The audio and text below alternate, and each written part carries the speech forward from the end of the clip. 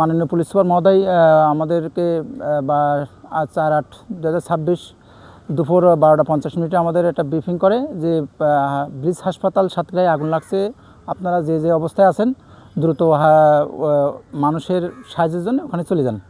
তো আমরা তাৎক্ষণিক আমার অফিসের কলিগ সহ আমরা প্রায় 5-7 জন ওই মুহূর্তে আমরা অফিসে খুব দ্রুত মোটরসাইকেলে আমরা ওখানে উপস্থিত হলে আসলে ওখানে যাই দেখি যে প্রচুর মানুষ। আর আমরা তখন আমি নিজস্বভাবে ওই সময় আমরা যে 5-7 জন ছিলাম, সাথে সাথে আমরা মানুষের সরানি এবং ট্রাফিক ডিউটি পালন করার দ্রুত ফায়ার সার্ভিস আসার জন্য আমরা ওই রাস্তাগুলো ফাঁকা করার চেষ্টা করলাম। কিন্তু আমি আগুনের কাছাকাছি যাই দেখি যে প্রচুর ধোঁয়ার আগুন নিচতলায়। তখন আমার ওই মনের ভিতরে একটা পাশে একটা বৃদ্ধ লোক ছিল, উনি বলছে আমার মেয়ে আছে 9ম তলায়, আমার আইসিইউতে ভর্তি, আমার মেয়ে আর ওই 2 দিনের একটা বাচ্চা, ওদের পাশে কেউ নাই, বাবা একটু বাঁচাও।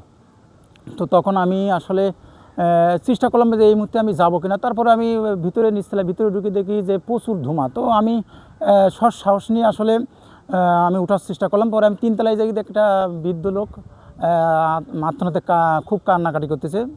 তখন আমি ওই বাচ্চার কথা বলি যে আমি তখন তাকে বাঁচানোর চেষ্টা করলাম। তাকে বাঁচাই আমি নিচে না আসার সাথে সাথে আমি আবার ওই বৃদ্ধ চাচার কথা মনে পড়ে গেল। তখন আমি আবার সেই ঠিক 9ম তলা আইসিইউ রুম, আমি সেইখানে উঠে চলে গেলাম। ওখানে যাই দেখি যে বাচ্চার মা আর বাচ্চা, আমি তখন বাচ্চার মার কাছ থেকে নিয়ে আমি বাচ্চার মারে ছাদে রেখে আমি দ্রুত নিচে চলে আসি ওই বাচ্চাটা নিয়ে। তো তখন আসলে ওখানে তো বাচ্চার কোনো গার্জেন পাইনি। তখন আমি সিদ্ধান্ত নিলাম যে কোনো একটা হাসপাতালে নিয়ে যাই। সাথে সাথে আমি অ্যাম্বুলেন্সের মাধ্যমে আমার কলিগ সাথে নিয়ে আমি হাসপাতালে নিয়ে আনোয়ারা ক্লিনিকে ভর্তি করি।